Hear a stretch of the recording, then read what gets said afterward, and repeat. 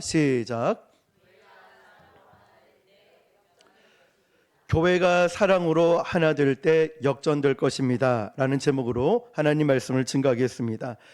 오늘 우리는 성경에 기록된 가장 드라마틱한 역전의 일들, 사건들을 함께 나누고자 합니다. 그 중에 하나가 이스라엘 젊은 목동 다윗과 블레셋의 거인 장수인 골리앗과의 싸움입니다. 이스라엘 백성들은 골리앗의 압도적인 위용 앞에 두려움에 떨어서 40일을 밤낮으로 조롱을 당했습니다. 골리앗은 키가 3m에 달했고 그는 무거운 갑옷과 창으로 무장한 그야말로 무적의 전사였습니다. 그에 비해 다윗은 어땠습니까? 일단은 겨우 어린 꼬마 소년이었고 손에 든 것은, 그가 가지고 있는 것은 물맷돌 5개밖에 없었습니다. 세상의 눈으로 보면 이 싸움은 시작도 되지 않는 그냥 게임 끝난 것이었죠. 모든 사람들이 골리앗의 승리로 예측을 했습니다. 이것은 그러나 단순히 개인과의 싸움이 아니라 온 민족의 운명을 건 절망적인 싸움이었습니다. 그런데 다윗은 달랐습니다. 다윗은 이스라엘 군대를 모독하고 있는 골리앗을 보며 분노하면서 그에게 달려나갔습니다. 골리앗에 다가선 다윗은 이렇게 외쳤습니다. 너는 칼과 창과 단창으로 내게 나오거니와 나는 만군의 여호와 이름 곧 네가 모욕하는 이스라엘 군대 하나님의 이름으로 내게 나가노라. 할렐루야. 얼마나 멋진 고백입니까? 3m나 되는 거인 앞에서 담대하게 외치고 있는 소년 다윗을 보십시오. 다윗의 승리는 그의 어떤 노력과 열심이 아니라 하나님의 이름에서 비롯된 확신이 있었습니다. 다윗은 물맷돌을 갖고 있었지만 그 물맷돌을 던져가지고 골리앗의 이마를 맞췄고 골리앗은 쓰러졌습니다. 이 놀라운 역전승은 이스라엘 백성들에게 희망을 안겨주었고 한 민족을 구원하는 기적의 시작이 되었습니다. 이처럼 하나님은 절망의 상황에서 승리를 바꾸시는 역전의 하나님이신 줄 믿습니다. 하나님은 세상의 기준으로 보기에 불가능해 보이는 싸움을 가능하게 하시는 분이십니다. 이 위대한 역전의 이야기는 단순히 과거의 이야기, 성경 속의 인물의 이야기로 끝나는 것이 아니라 오늘을 살고 있는 저와 여러분에게도 동일하게 적용되는 진리인 줄 믿습니다. 그런데 우리가 기억해야 될 것이 있습니다. 이 역전의 이면에는 고통스러운 전반전이 있었다는 것이죠. 우리는 흔히 다윗의 승리만을 생각을 합니다. 그렇지만 다윗이 승리하기 그 전에 전반전을 간과해서는 안 됩니다. 다윗은 골리앗을 만나기 전까지 그저 아버지에게 인정을 받지 못하는 그냥 막내 아들이었습니다. 아버지가 맡겨준 이 양떼를 지키면서 홀로 고독하게 외로운 시간들을 보냈습니다. 다윗은 사자와 곰으로부터 이 양들을 지켜내기 위해서 칼도 무기도 없이 그저 물맷돌밖에 없었는데 그 외로운 홀로 있는 시간들 동안에 물맷돌을 돌리면서 곰을 죽여버리고 사자를 없애버리면서 물맷돌을 다루는 기술을 연마하게 되었습니다. 외롭고 쓸쓸하고 고독한 그 시간, 광야의 시간이 있었기에 다윗은 골리앗을 만날 때 두려워하지 않았습니다. 내가 사자를 만나고 곰을 만나고 외롭고 고독한 이런 절망적인 시간들 가운데도 승리했는데 내가 니까지껏 하나 못 이기겠느냐, 담대한 마음에 골리앗 앞에 설 수 있었습니다. 그리고 중요한 것은 그는 그 외롭고 홀로 있는 절망적인 순간이라 할지라도 하나님을 의지했기 때문에 만군의 여호와 이름을 선포하며 그는 승리할 수 있었습니다. 역전이 된다는 것은 절대로 우연이 되는 것이 아닙니다. 여러분, 역전의 짜릿함, 이 승리를 누리기 위해서는 일부러 고통을 선택하는 사람은 없을 것입니다. 아마 그 혼자서 최선을 다해봤지만 뜻대로 되지 않는 고통스러운 시간들이 있었기에 우리의 역전의 승리는 더욱더 빛을 발하는 것입니다. 우리 교회 역시도 지금 어렵고 힘들고 때론 부응이 되지 않고 때론 마음에 부담감이 느껴질지라도 하나님은 반드시 우리 교회를, 여러분의 삶을 역전시켜 주실 것입니다. 이 시간들이 우리가 어느 시점에 부흥되었다, 커졌다, 성장했다라고 느꼈을 때 아마 우리는 기쁨으로 이야기할 수 있을 겁니다. 우리는 화요일마다 얼마나 뜨겁게 기도한지 아냐고, 새벽 제단을 지키기 위해서 우리가 교회를 세워나가기 위해서 얼마나 열심히 전도하고 사랑으로 하나 된 줄 아냐고. 전도 우리가 부흥된 것은 결코 우연이 아니라 이런 시간들이 있었기에 우리의 부흥은 더욱 값진 일이 될 것입니다. 오늘 본문을 보시면 다윗의 이야기처럼 하나님의 은혜로 고통스러운 인생의 전반전은 고독하고 힘든 시간을 보내게 되었지만 놀라운 승리의 후반전을 이겨낸 한나의 기도시입니다. 우리가 이미 익히 알고 있는 한나의 인생은 한편의 드라마와도 같습니다. 여호수아 후예인 명문 에브라임의 지파인 딸인데 시집가서 정말 잘 살았습니다. 한나는 착하고 아름답고 신앙까지 좋은 여인이었습니다. 하나님은 그에게 엘가나라는 남편을 짝을 지어서 사랑도 많이 받고 살았습니다. 하지만 이 한나에겐 오랜 시간 아이를 갖지 못했습니다. 그래서 아이를 갖기 위해서 남편이 후처로 브닛나라는 여인을 받아들였는데, 이 브닛나라는 여인은 성격은 안 좋은데 애는 또 너무 잘 낳아서 순식간에 한나보다 더 높은 위치까지, 또 한나가 하지 못했던 일들을 브닛나는 아들과 딸을 4명을 낳아버렸습니다. 그 당시 이스라엘에서는 많은 자녀를 낳았다는 것은 풍성한 축복이고, 자녀를 놓지 못하는 건 뭔가 죄가 있어서 하나님께 저주받은 것으로 해석되었기 때문에 한나가 느꼈던 이 당시의 고통은, 심적 압박감은, 괴로움은 상상을 초월했을 것입니다. 거기에다가 후처였던 브닛나는 안 그래도 힘든 한나에게 가서 계속 대놓고 무시하고 조롱을 했습니다. 착한 한나는 그런 브닛나에게 일방적으로 부대끼면서도 그 고통의 시간을 홀로 견디며 보내왔습니다. 자, 여러분이 한나의 입장이라면 어떻게 하겠습니까? 생각해 보십시오. 한나에게 믿음이 없을까요? 아니에요. 믿음도 있었습니다. 성격이 못됐습니까? 그렇지도 않았어요. 한나에게 무슨 몸에 질병이 있었습니까? 아닙니다. 그럼 남편에게 사랑을 받지 못했습니까? 아니라는 거예요. 노력 안 하는 것도 아닌데 아이가 안 생긴단 말이에요. 인간적 노력, 열심 할 건 전부 다 했는데 안 되었다는 거예요. 아이가 태어나지 않았다는 것이죠. 우리 인생에도 이런 적 많이 있지 않습니까? 아니, 내가 실패할 이유가 없는데, 나는 분명 이런 실력도 다 있고 최선의 경기를 하듯 열심히 임했는데 뭔가 자꾸만 밀려요. 뭔가 지는 거예요. 사람들이 비아냥거리고 조롱하고 있습니다. 나를 보며 비웃습니다. 너는 그렇게 열심히 기도하면서 왜 변화가 일어나지 않아? 응답은 없어. 너는 그렇게 열심히 전도하면서 왜 열매 없어? 너는 그렇게 열심히 찬양하고 헌신하고 봉사하는데 왜 바뀌고 변화되고 부흥되고 왜 이런 일이 없어? 라는 비웃음 소리 말입니다.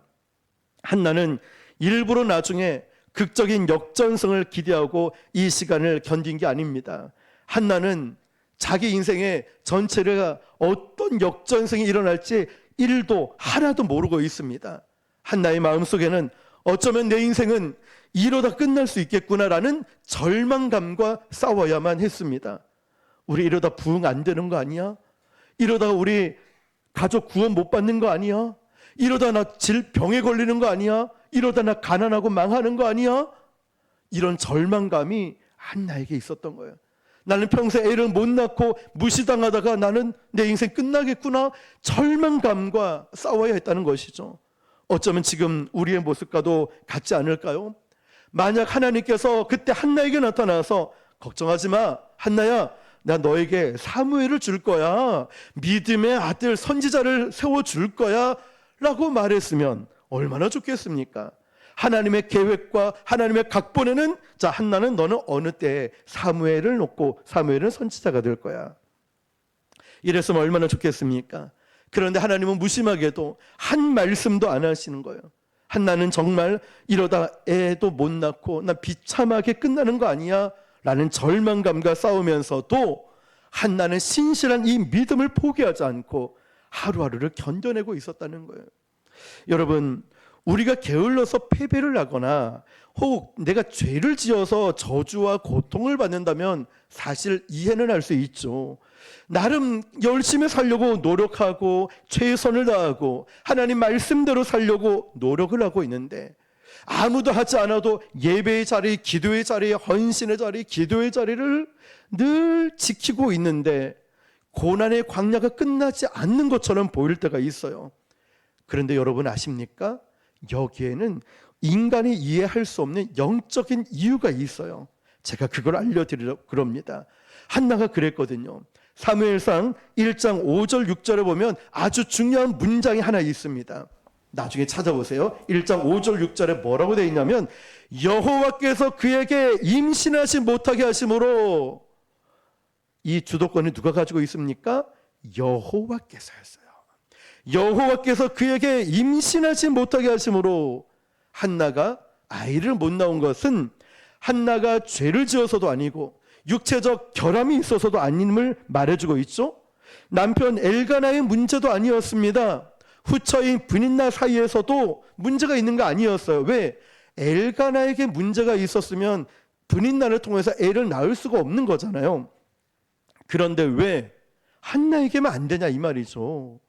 엘가나의 남편에게도 문제가 있는 게 아닌데 왜 나에게만 안 됩니까? 그 질문의 대답은 무엇입니까? 하나님의 뜻이 있으셔서 잠시 한나의 태를 닫으신 겁니다. 한나는 이게 영원히 닫힌 게 아닐까 걱정했지만 영원히 닫힌 것은 아니었습니다. 사람의 죄나 게으름 때문에 겪는 고난도 있겠지만 신실한 하나님의 사람이 주님을 위해서 열심히 살아갈 때도 고난당할 수도 있고요. 질병으로 억울함으로 아픔을 겪을 수도 있습니다. 왜일까요? 그 고난은 누가 주관하시냐면 하나님이 주도하신 고난이기 때문입니다. 그러면 하나님께서 허락하신 대표적인 세 가지 고난이 있습니다. 첫 번째가 뭐냐면 경제적 고난입니다. 2장 7절에 보면 여호와는 가난하게도 하시고 부하게도 하신다고 했습니다. 하나님이 우리에게 허락하신 첫 번째 고난은 경제적 고난인데요, 빈핍이에요. 가난함입니다. 하나님께서 가난하게 하셨다가 부하게도 하셨다는 말을 다른 식으로 해석하면 하나님께서 가난하게 하셨다가 부하게 하셨다. 하나님의 주권 가운데 모든 것이 있다는 것입니다. 돈 때문에 고생하는 거 겪어보지 않은 사람은 모릅니다. 어떤 사람은 이렇게 말하죠. 야, 돈 얘기 좀 그만해. 근데 여러분, 돈이 없는 입장에서는 돈 없으면 정말 서럽습니다. 집 없을 때도 그렇고 돈 없으면 먹고 싶어도 못 먹을 뿐만 아니라 모임에도 참석을 못해요. 왜?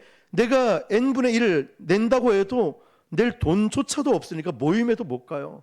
옷도 제대로 못 사 입고 자녀들에게 맛있는 걸 사주고 싶어도 사줄 수가 없는 거예요. 누가 봐도 돈이 없으면 그 사람이 참 얼굴에 이렇게 안 좋은 또 마음의 서러움을 느끼기도 합니다. 하나님께서 가난을 훈련을 먼저 시킨 다음에 풍요하게 살도록 하셨다는 것이죠. 왜 그럴까요? 잘 들어보세요. 약속의 땅에 들어가기 전에 가나안 땅에 들어가기 전에 그들이 거쳐야 될 곳이 어디였습니까? 광야였죠. 반드시 광야를 거쳤습니다. 자, 너희들 약속의 땅 1, 자 2로 건너가겠다고 점프해서 넘어간 것이 아니라 너희들은 반드시 광야를 거쳐야 된다는 거예요. 저는 교회를 개척하면서 이런 어려움과 고난은 없을 줄 알았어요. 아주 이제 생각이 짧았죠. 저는 개척하면 바로 부흥하고 건축하고 이럴 줄 알았어요. 믿음이 되게 좋았지요. 그런데 남들 겪는 아픔, 슬픔, 고난 다 겪게 하시더라고요. 하나님은 점프해서 넘어가는 거 1도 없고 똑같이 겪게 하셔요. 그러니까 어떤 마음이 들까요? 저처럼 연약하고 아프거나 물질의 어려움이 있거나 힘든 분들 보면 그냥 넘어갈 수가 없어요. 왜 그럴까요? 겪어봤으니까. 여러분, 지금 물질의 가난과 어려움을 주시는 이유가 뭐냐면 이 백성들에게, 우리에게 잘 봐라. 지금 물질 만능주의에서 세상에서 자꾸 돈라고 말을 하지만 돈은 결코 신이 아니다. 돈은 결코 너를 책임질 수 없다. 돈이 하나님이 아니다라는 것을 가난을 통해 부족함을 통해 알려주신다는 것이죠. 그래서 세계 기독교 역사에서 보면 그 나라 교회가 부흥하는 때는 희한하게도 인구 나라의 GDP가 1만 달러 미만일 때, 다시 말하면 가난할 때 오히려 교회의 부흥이 일어났고 하나님을 찾았답니다. 그래서 이 말뜻은 가난해라고 말하는 정도가 아니라 진짜 가난해져야 돼요. 그래야 하나님을 찾거든요. 진짜 내가 아무것도 없어 봐야 하나님밖에 없습니다라는 고백이 나오기 때문이죠. 하나님은 그래서 우리에게 물질의 훈련을 시킵니다. 하나님의 주도권을 가지고. 또 하나님이 허락하신 고난은 두 번째가 지위의 고난이었어요. 하나님께서는 우리가 높은 자리 갔다가도 한순간에 훅 떨어뜨릴 때가 있습니다. 지위를 낮추신다는 것은, 이 훈련이 왜 중요하냐면 요셉을 한번 보십시오. 요셉은 잘못한 것 하나도 없죠. 믿음의 사람이었는데도 어린 나이에 인신매매를 당하고 노예로 팔리고 완전 최악의 최악으로 가더니 노예에서 감옥에까지 가서 누명을 쓰고 가게 되죠. 낮고 낮아진다는 것은 어떤 의미가 있을까요? 사람으로부터 이제는 대우가 달라져요. 대우가 내가 가진 것이 있고 내가 뭔가 있을 때는 사람들이 찾아오고 붙고 도움을 요청하지만, 내가 뭔가 없고 낮아지면은 아예 정말 달라집니다. 점점 더 무시당하고 천대를 당하게 됩니다. 그때 우리는 밑바닥 삶을 살아가면서 내가 아무것도 없을 때 누가 생각날까요? 약하고 어려운 사람들의 마음을 알게 되는 거예요. 나도 굶어봤다고, 나도 아파봤고, 나도 사장까지 하고, 나도 높은 직급에 있었지만 나도 지금은 아무것도 아닌 자가 된 거야. 그러면서 연약한 자를 품게 되는 거죠. 우리는 그럴 때 나사렛 예수께서 몫으로서 연약한 삶을 사신 겸손을 우리가 배우게 됩니다. 낮춰진다는 것은 겸손을 배우게 하고요. 또 마지막 세 번째가 인간관계에서 고난을 줍니다.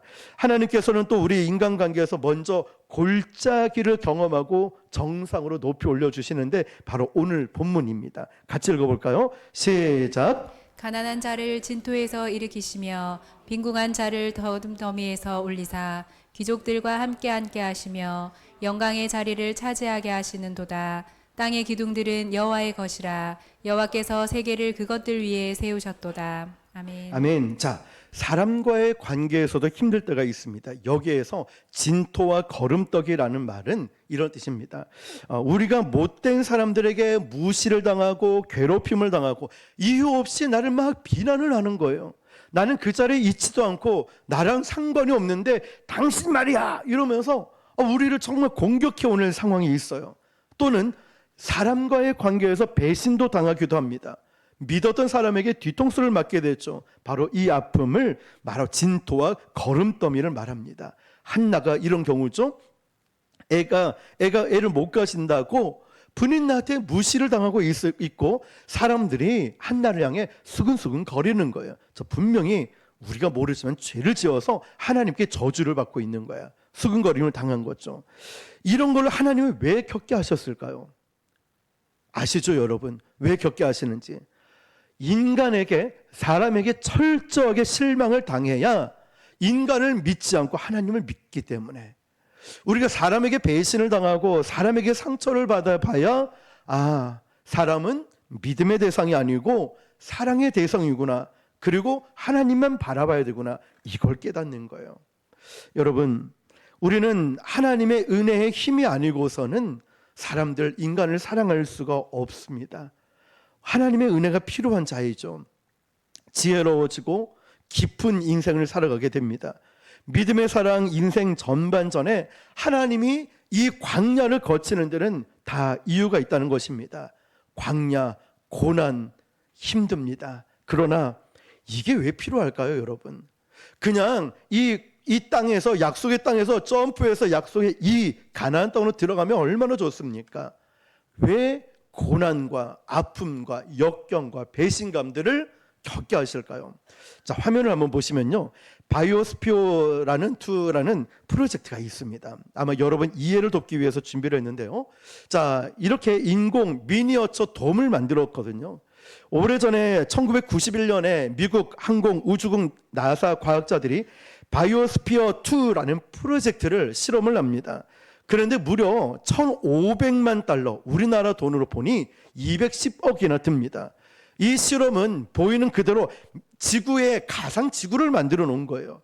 그러면서 재현을 하면서 사막도 만들고 바다도 만들고 호수와 평야 그리고 인공 태양, 인공 달까지 만들어서 지구와 완전하게 똑같은 환경을 재현을 합니다. 자, 뒷 화면을 보시면 넘어가시고요. 저런 식으로 그러면서 지금 환경 오염과 환경의 문제들이 있는데 어떻게 하면 이거를 좀 막고 지구 환경을 지키고 회복할 수 있을까라고 해서 지구와 똑같은 환경을 만들었어요.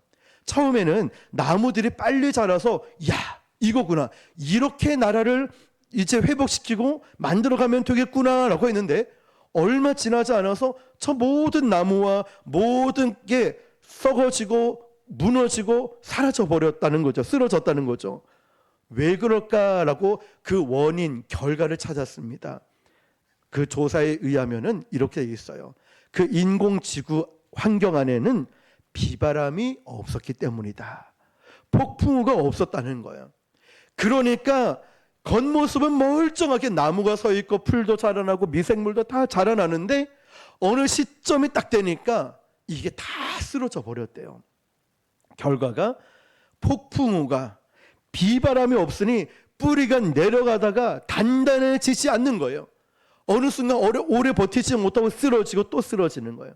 겉으로는 멀쩡한데 내구성이 없는 거예요. 내구력이. 여러분, 우리의 믿음도 잘 보세요. 하나님이 나에게 왜 고난을, 나의 가장 연약한 부분을, 나의 가장 힘들어하는 부분들을 툭툭 왜 치실까요? 왜 나를 막 확 뒤집어 놓을까요? 마음을. 한나를 보십시오. 한나같이 신실한 믿음의 사람이 인생 전반전에 고통의 광야를 겪잖아요. 제일 중요한 아이를 낳지 못하고 분인 나로부터 사람들로부터 비난을 듣고 이런 조롱하는 소리를 듣잖아요. 바로 이게 한나의 전반전입니다. 우리 인생에 어쩌면 전반전일 수도 있다는 거예요.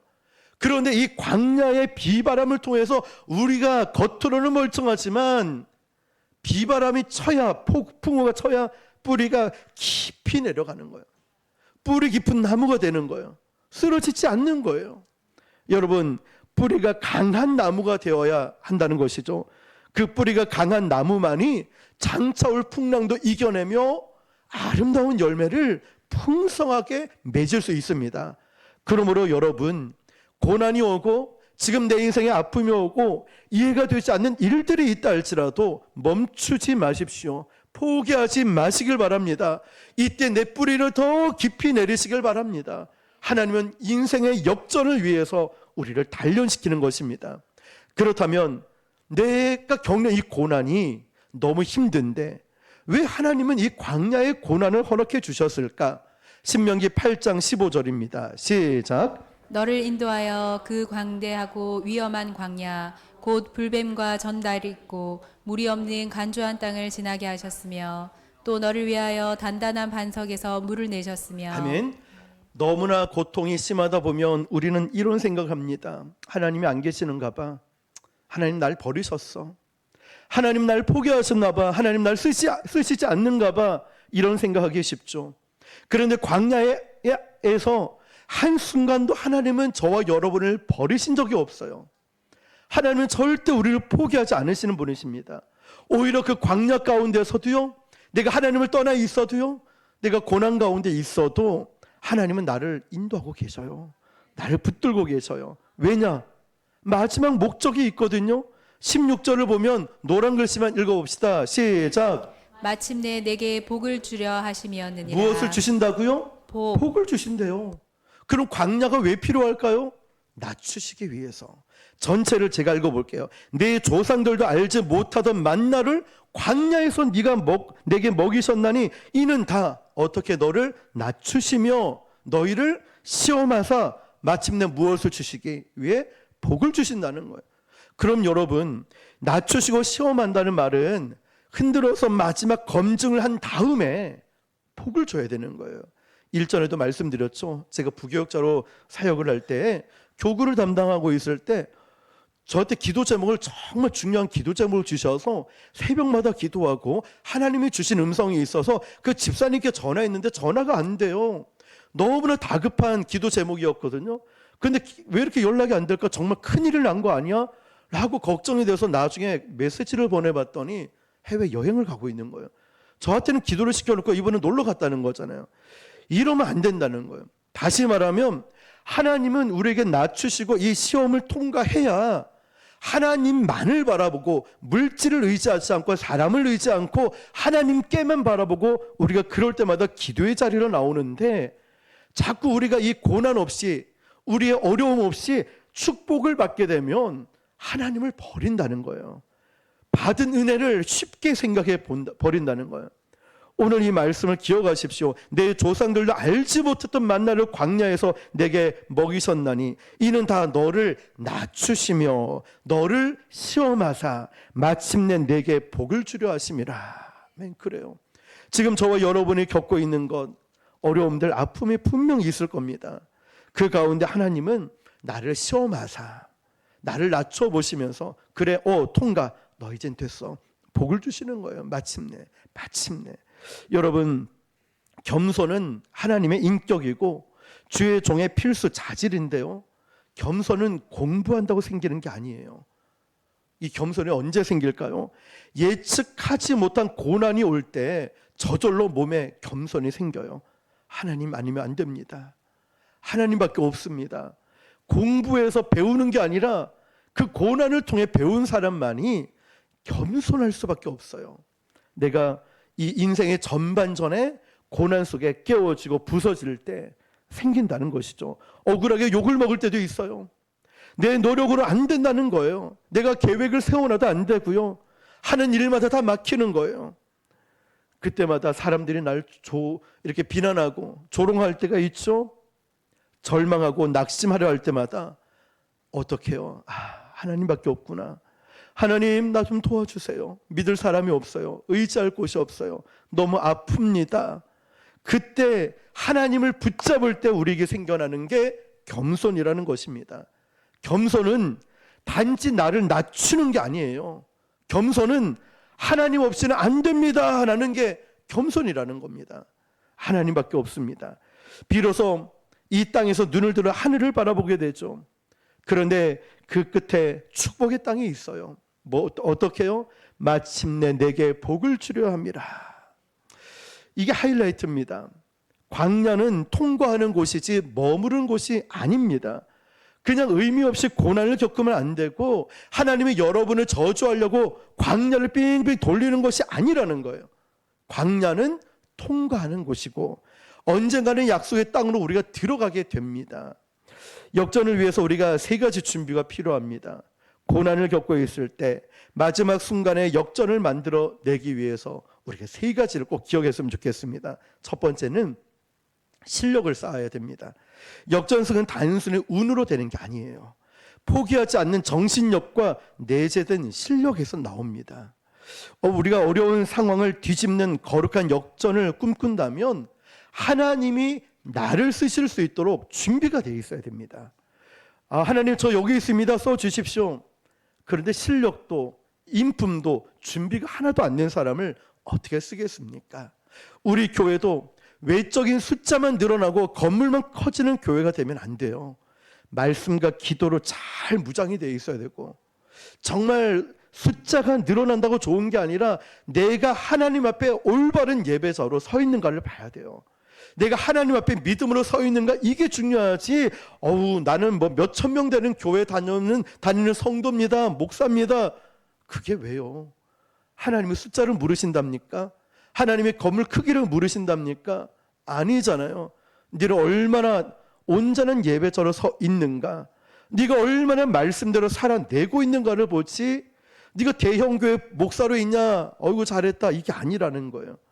우리 안에 참된 예배자가 되는 건, 우리 교회 역시도 소문만 무성한 교회가 되는 것이 아니라 어렵고 힘든 것도 역전케 하시는 하나님을 바라보며 날마다 부흥하고 성장하는, 역경을 이겨내는 교회가 되어야 되는 줄 믿습니다. 그러기 위해서 영적 실력이 있어야 돼요. 화요일날 중보기도 또는 새벽기도 아니면 수요일 금요일 예배, 이 예배 시간이라도 저는 다른 프로그램을 뭘 만들어 볼까라고 생각했지만 오히려 더 힘들어질 것 같아서 우리가 일단은 공예배에 더 집중하는 것, 이게 필요한 것 같아요. 두 번째는 교회의 가장 중요한 영적 실력은 기도입니다. 진정한 기도 용사는 고난의 전반전에서 만들어져요. 여러분 인생에 어려운 일이 생기고 아픔이 생기고 슬픈 일이 생길 때 여러분은 인생에서 가장 뜨거운 기도를 드리게 됩니다. 그렇죠. 저도 제일 힘들고 어려울 때 눈물 나며 기도했던 것처럼 하나님은 여러분의 그 어려움과 마음 상하는 일이 터졌을 때 그때부터 우리를 기도의 용사로 바꿔주십니다. 한나는 고통 속에서 기도의 용사가 되어 하나님 앞에 나와서 무릎 꿇고 눈물로 오랫동안 기도했습니다. 그 처절한 기도 끝에 역전케 하는 바로 사무엘이 태어나게 되죠. 사명이 크니까 고난도 컸습니다. 그 고난 속에 우리의 기도는 만들어졌습니다. 고난을 통하여서 우리 기도하시는 여러분들의 기도는 그냥 평탄할 때 만들어진 게 아니죠. 고난 속에서 만들어진 보석 같은 여러분의 기도 아닙니까? 여러분이 제가 기도하라고 해서 하고 하지 말아서 안 하고 아니잖아요. 여러분들 스스로가 그렇게 기도하는 아름다운 기도의 사람으로 되지 않았습니까? 우리 교회 모두가 기도의 사람이 되시기를 축복합니다. 그럼 마지막으로 셋째가 이겁니다. 서로 사랑하는 공동체에서 바로 영적인 역전이 이루어집니다. 오늘 말씀 제목처럼.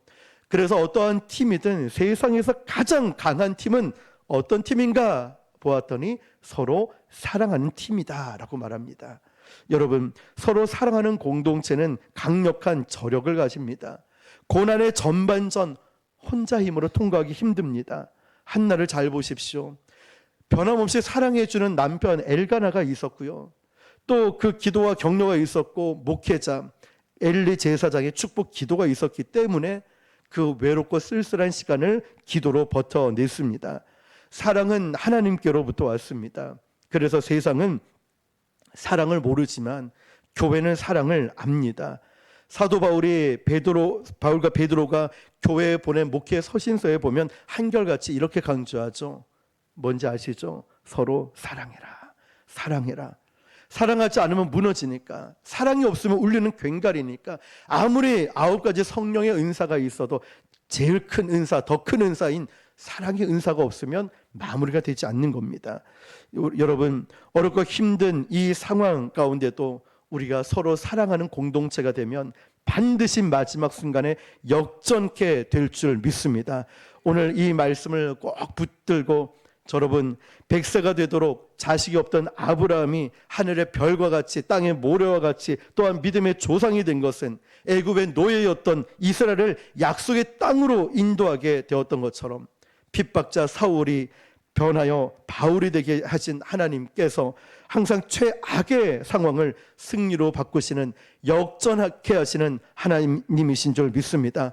사람들이 예수님만 만나면 물이 변하여 포도주가 되고, 눈먼 자가 눈을 뜨게 되고, 앉은 뱅이가 일어서게 되고, 죽은 자는 살아나게 되고, 예수님의 십자가 부활 사건이야말로 가장 위대한 역전의 드라마 아니었습니까? 교회는 이처럼 역전의 복음의 힘을 믿습니다. 하나님께서는 오늘 이 말씀을 통하여 저와 여러분의 삶이 인생의 전반전 고난의 시간이 있다면 반드시 이제는 역전시켜 주실 것이고, 우리 교회도 고난과 어려움의 시간들을 보내고 있다면 하나님의 때에 반드시 역전케 되어 놀라운 부흥을 경험하게 될 줄 믿습니다.